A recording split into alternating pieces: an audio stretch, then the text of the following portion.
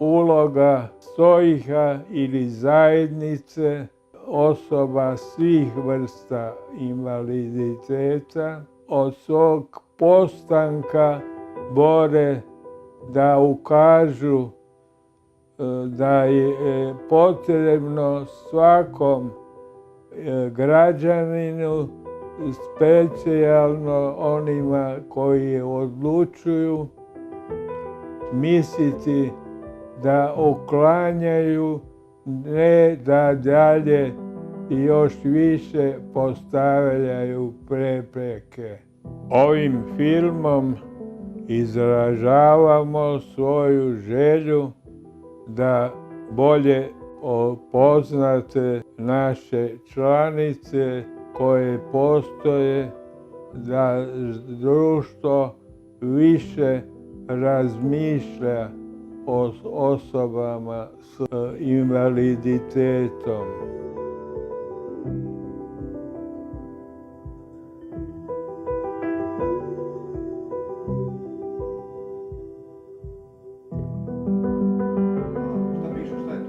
Ovo. Ovo? I šta je to? Cvijet? Da. Koji je to cvijet? Dijete. Dijete li? Aha. To je za sreću? Da. A ko ti ideš svaki dan ujutro? Centar. U centar. A kako se zove centar? Autizam. Za autizam ideš svaki dan.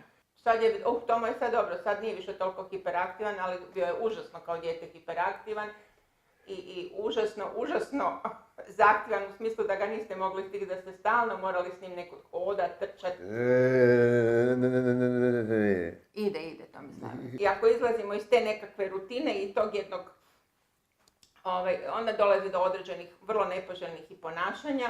Ni ne znate, jel ste prepopustljivi, jel bi trebalo to možda malo oštrije, strožije, međutim, život nažalost ide tako kako ide. Vi često puta da biste preživjeli taj dan i da vam dođe u miru, vi i popustite i pređete preko nekih stvari, jer jednostavno nemate mogućnosti svaki put doći u neke konfliktne situacije, ali nikad ne znate kako će to završiti. Ma nije, ide ti, vidiš da ide normalno. On je stalno fiksiran na nekakve sitnice, na nekakve nebitne, u stvari, za nas pažnja, a njemu su to strašno velike. I teško se od toga odvaja i onda kad se on zafiksira na to, vi se možete, ubijete se od objašnjavanja, od strpljenja, kako i na koji način.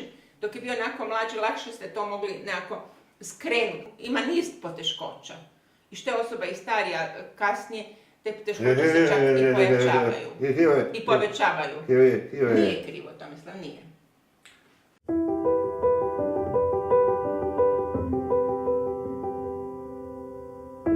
Ja dosta toga provodim sve u tome.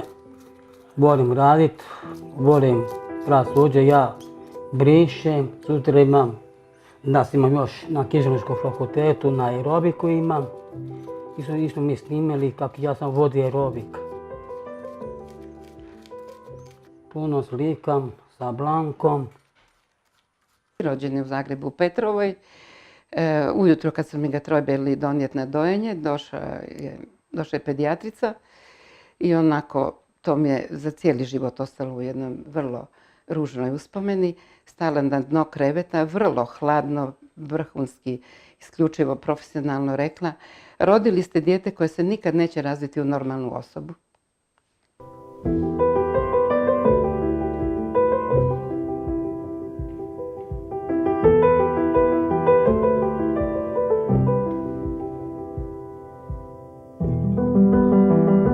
Ranko je kasnije svojim nekakvim potencijalom nekako i nama unio snagu. Shvatili smo da on ipak dosta toga može, pa ga nismo sputavali. Kud god smo išli, on išao s nama. Isto sviranje, pjevanje, veselimo se, stavimo tamo rođendane, predavanja i seminara.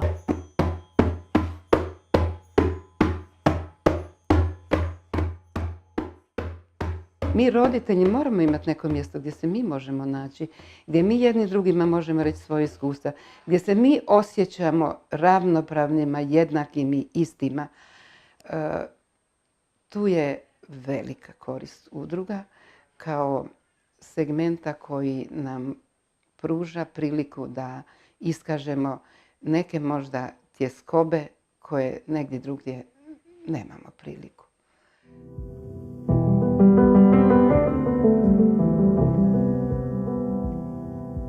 S vremenom moji mišići gube svoju funkciju. Znači, to je bolest koja pogađa sve mišiće tijela kojima se koristimo, znači, svojom voljom. Ali također i oni koji su urođene nekakve tjelesne funkcije također pogađa i njih.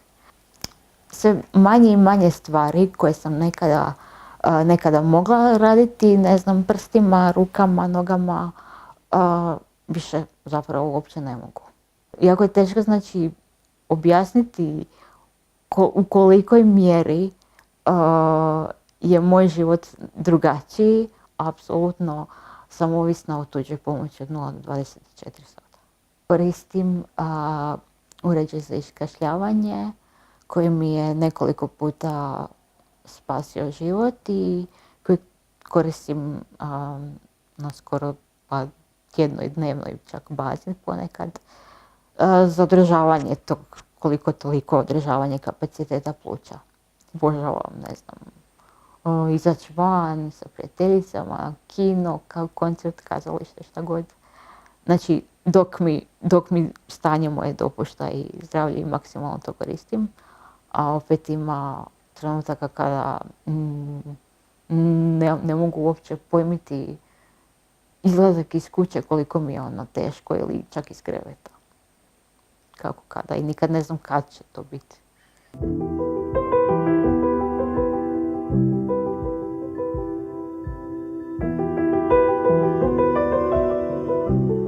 Rana intervencija je bila ključna za mene kao osoba s cerebralnom paralizom, ali ne samo za mene, to je bitno i za sve osobe s cerebralnom paralizom, zato da jednostavno se iskoristi taj potencijal koji osoba ima i da može dalje jednostavno svoje mogućnosti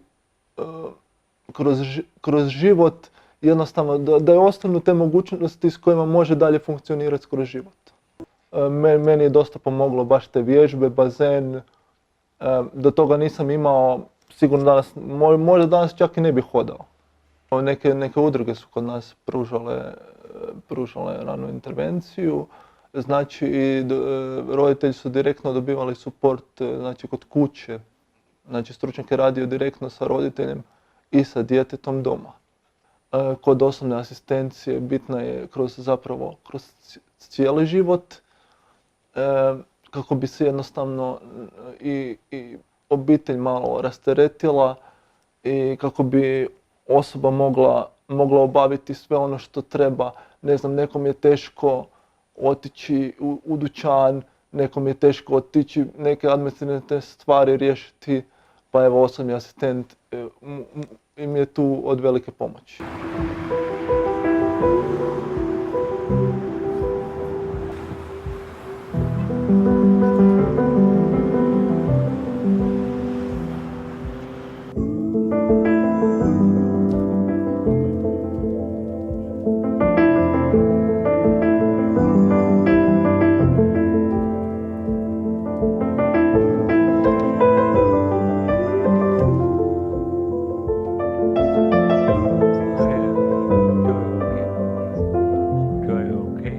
Velika mi je pomoć što imam asistenta jer mi on pomaže u onome što ne mogu.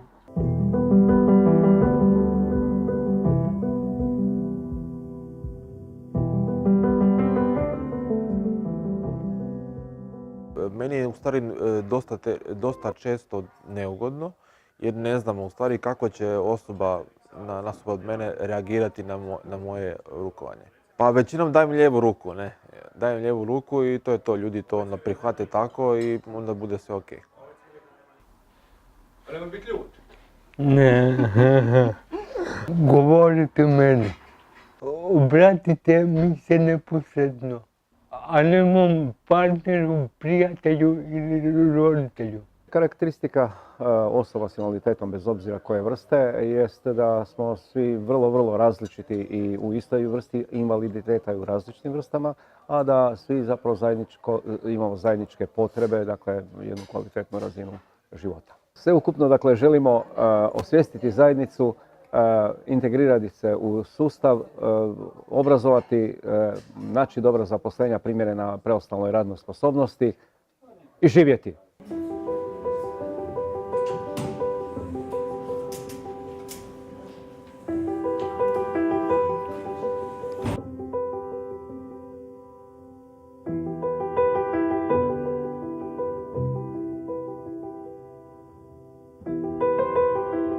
Moja rehabilitacija je trajala 3 mjeseca. Provela sam u Varaždinskim Toplicama koji je referentni centar za spinalnu ozljedu.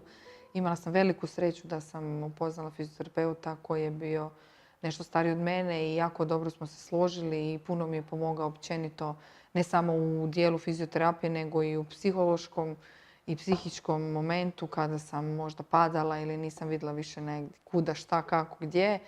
I uspjela sam uz njega zapravo shvatiti da ću moći dalje funkcionirati, živjeti i neke stvari koje sam prije provodila i dalje, samo na drugačiji način. Ljudi ne znaju. I onda iz neznanja zapravo se boje jako. I ja uvijek pokušavam taj dio nekako prevazići na način da im objasnim da to stvarno nije ništa, da ne znam, ako mene poguraš u kolicima, kao da si pogurao dječaka u lice ili ne znam, ako me trebaš na zadnji dići, da je to ko da dižeš bilo što drugo. Tražim uvijek nekakvu situaciju svakodnevnog života da bi im lakše približila.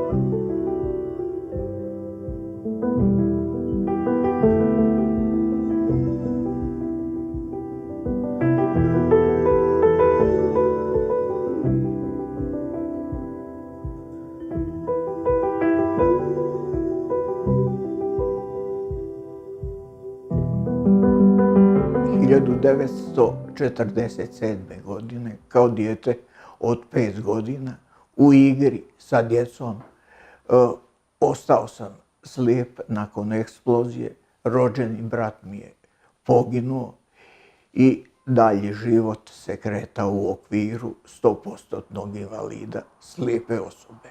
Probudio sam se u bolnici i tada sam operiran.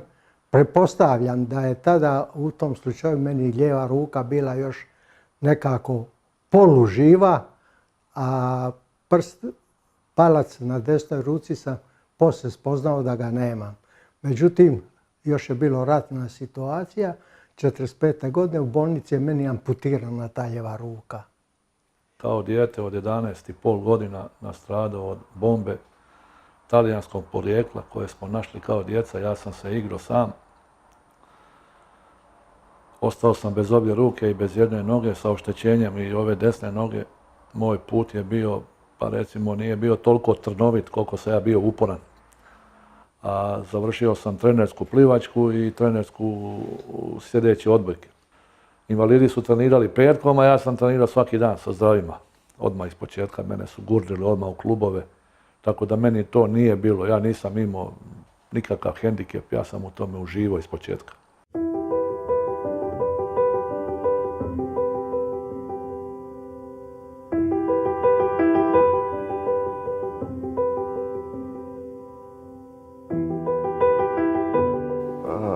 Radio sam kao policajac i onda sam doživio prometnu nezgodu 1998. I od 1998. sam faktički dugo vremena bio i u komi i to sve. Tek od 2003. sam saznao za ovu udrugu i pošao sam, aktivno sam se uključio. Ja kad idem na terapije, kad se vozim u tramvaju, od punog tramvaja, ovi dečki koji idu u školu, oni će prvi doći meni, zato što ja sedim na mjestu za invalide i onda me kako sam nepristojan, sve to. Jer ljudi osobu sankcioniraju po fizičkom izgledu, ljudi uopće nemaju pojma ni kako jačaju, ni kako šta, ali ne. U početku kada sam zapravo bio potpunosti shrvan sa spoznajem svega toga i sa multiplom i prestrašen, očajnički sam tražio nekakvu pozitivnu priču, nešto ko će mi reći da će biti u redu, da ima nekog ko se s tim dobro nosi, da ljudi žive s tim i da rade i da se druže i da zasnuju obitelj i sve ostalo. Upravo zbog toga ja pokušavam na svakoj način isprezentirati moju pozitivnu priču drugima. Kad čovjek se susretne s tako teškom dijagnozom, svi planovi, zapravo sve pada u vodu i tu je jedna velika neizvjesnost pred čovjekom.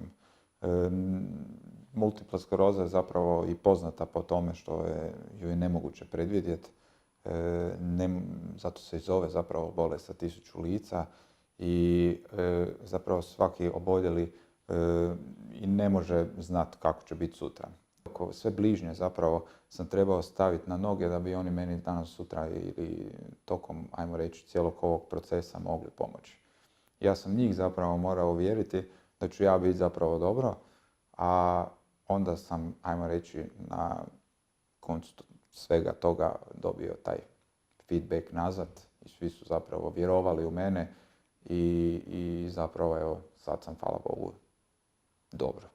Uz zdravu prehranu, uz nekakav promjenu načina života, razmišljanja i stava prema životu i uz tjelovježbu, kada sam spojio nekako te sve segmente, moj oporavak je bio puno brži od očekivanog, naravno.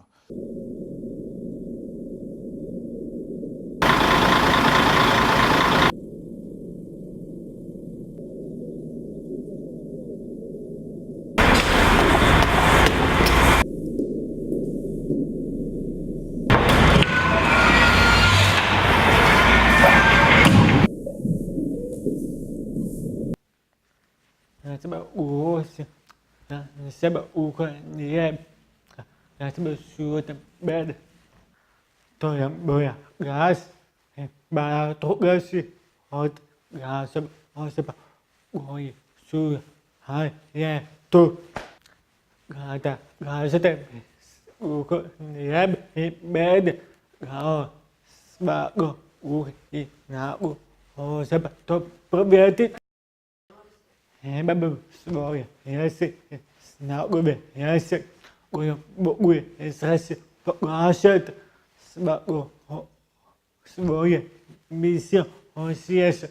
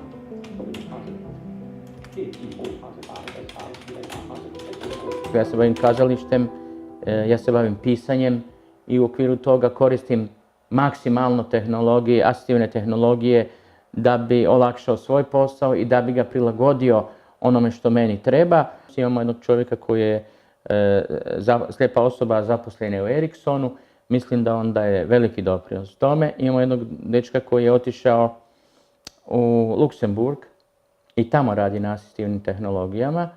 Tako da prilično smo dobro zastupljeni, odnosno pratimo ta tehnološka unapređenja.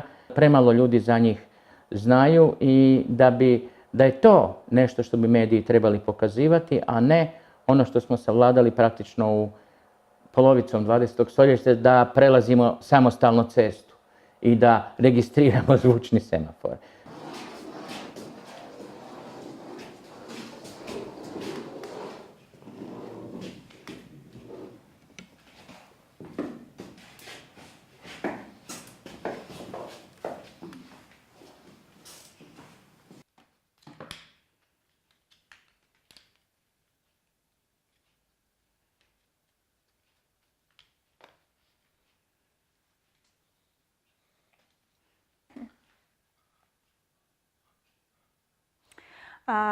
Ovaj način komunikacije zove se taktilni znakovni jezik. Stvar je u tome što ja ne vidim dobro. Dakle, ne mogu vidjeti osobu na daleko. Vidim samo ako je netko blizu mene, ako ga držim za ruke i ako ima tamnu odjeću. Nama gluhoslijepim osobama potrebna je svakodnevna podrška prevoditelja i intervenora za gluhoslijepe osobe. Podrška nam je uvijek potrebna 1 na 1. Prevoditelji za gluhoslijepe osobe, osim što nam prevode sve ono što čuju, pružaju podršku u kretanju i pružaju nam vizualne informacije iz okoline. Na taj način mogu razumjeti što se događa oko mene. Bez prevoditelja, bez pratnje ne mogu ništa. Živim u izolaciji. Ne mogu raditi, nemam pristup obrazovanju. Bez prevoditelja i pratnje moj život je jako težak.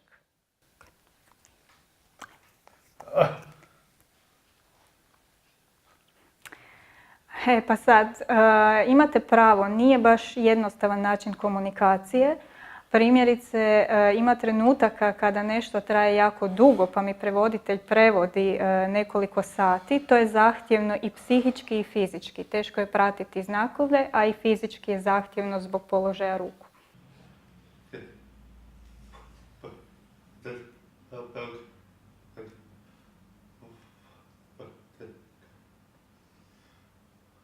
Kod nas je Ray Charles slijepi pjevač. Kod nas je Homer slijepi pjesnik. A možeš mislit, ja slijepi šta? Dakle, slijepi, to je primarni atribut. E pa nije. Moja karakteristika je da sam slijep i ja to nigdje ne krijem. Ali to nije ono po čemu ja trebam biti prozvan, prepoznatljiv, uočljiv, pozvan na diskusiju i tako dalje i tako dalje. Dakle, s tim moramo raščistiti. I sad, nakon svega dolazi jedno licemjerje. Inkluzija, uključivanje. Pa ljudi, ko je mene isključio? Kad? Dakle, nastankom moje sljepoće je mene netko isključio. Iz čega? Iz ljudskog roda. Konvencija UN-a kaže da sudjelujemo u javnom i političkom životu i kulturnom.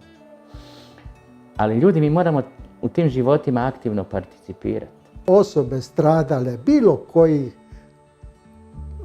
bilo kojoj prilici se ne zapuste, nego da se aktivno uključe u život. Većina nas s cerebralnom paralizom može biti zaposlena, ali to ne znači da trebamo prestati sa rehabilitacijom. Ona nam je potrebna kako nam se ne bi stanje pogoršalo. Da, veselim se dolasku. Veselim se što radim. Život mi je ispunjen.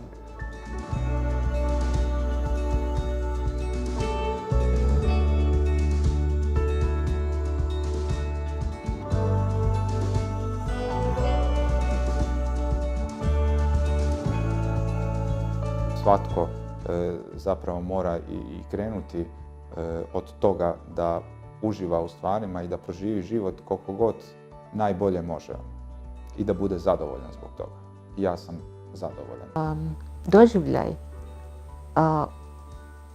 osoba s invaliditetom je uvijek takav da su divne, krasne, nasmijane i vesele. I takva je slika uglavnom o nama, depresivnih, teških razdoblja ima i o tome se uopće ne govori.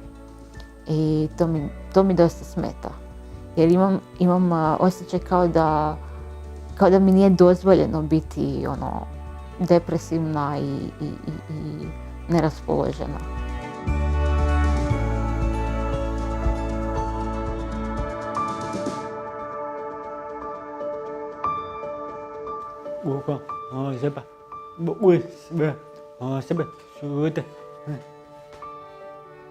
Da, ja sam u braku nekih 18 godina. Bila je to ljubav na prvi pogled. Dakle, nije pogled uvijek bukvalan. Pogled je sveopće prožimanje. To je nešto što da je samo pogled u pitanju i da je pogled isključivo inicijalna kapsula, ljubav bi bila prejeftina. Najveći cilj u životu mi je da se oženim jer svim ljudima, ok, sa menom doću popiti piću pa razgovarati, ali onda koliko je tebi godina, pa koliko mi je godina. Sa 20 godina sam nastradao, sad mi je 40 godina, nisam ja to htio.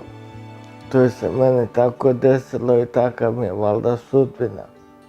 Mi smo uvijek imali za Novu godinu u radnoj zajednici, išla su djeca kod Djeda Mraza po darove. Druga djeca se srame, neće ići Djedu Mrazu recitirati, on ide, on se slika s njim. On je otvarao vrata, on je bio taj. Meni nije teško nikada u životu. Ja volim, pa sam se i navikao. Meni je teško samo u priču u politici. To je svime tako došlo, ali mora tako biti. Politika nije za građane. To ubija pojam.